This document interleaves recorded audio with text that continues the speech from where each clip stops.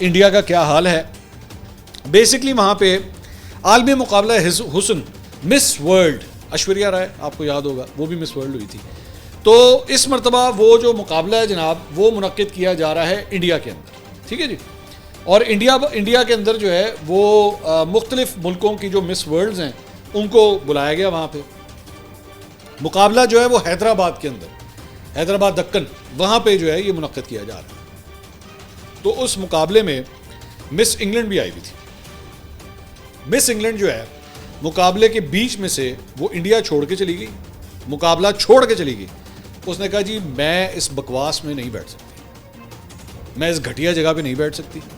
اور وجہ اس نے یہ کہی, اس نے کہا جی میں تو یہاں کا کلچر دیکھ کے حیران ہو گئی ہوں, یہاں پہ کیا ماحول بنایا ہوا ہے آپ لوگوں نے. اس نے کہا مجھے بیٹھ کے صبح سے لے کے شام تک جو ہے وہ کہتے تھے کہ آپ گاؤنز وغیرہ میں گھومیں اور آپ نے ہم یہ جو مختلف بزنس مین ہیں انڈین بزنس مین جو بیسکلی اس کانٹیسٹ کو اسپانسر کر رہے ہیں, جو ان کے اسپانسرز ہیں, آپ دو لڑکیاں جو ہیں نا ان کے ساتھ ٹیبلوں کے اوپر بیٹھیں اور آپ نے ان سے باتیں کرنی ہے. You have to give them a good time.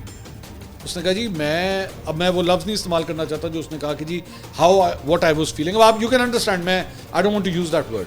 تو اس نے کہا ہمیں تو اپنا آپ بڑا ہی گندا محسوس ہو رہا تھا کہ ہمیں کس کام پہ لگایا ہوا ہے, یہ کیا ماحول بنایا ہوا ہے. ہم لوگ مس ورلڈ کا کمپٹیشن یہاں پہ کمپیٹ کرنے آئے ہوئے یا کیا کرنے آئے ہوئے ہیں؟ Are we a source of entertainment? ہمیں یہ بنا کے رکھ دیا ہوا. تو یہ مائلا میگی اس کا نام ہے, 24 سال اس کی عمر ہے.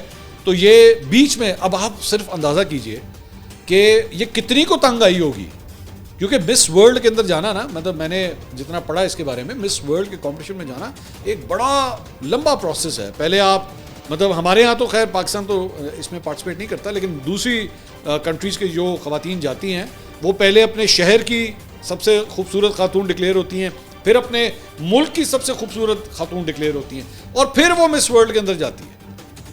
ٹھیک ہے, اتنے مشکل سٹیجز تک وہ. تو یہ مس انگلینڈ جو ہے وہاں تک چلی گئی, لیکن وہ اتنی کو تنگ آئی اس ملک سے اور اس کے ماحول سے, انہوں نے کہا لعنت پہ جو ہے میں اتنے نہیں جا رہا, جہاز پڑھو تو چلیے واپس.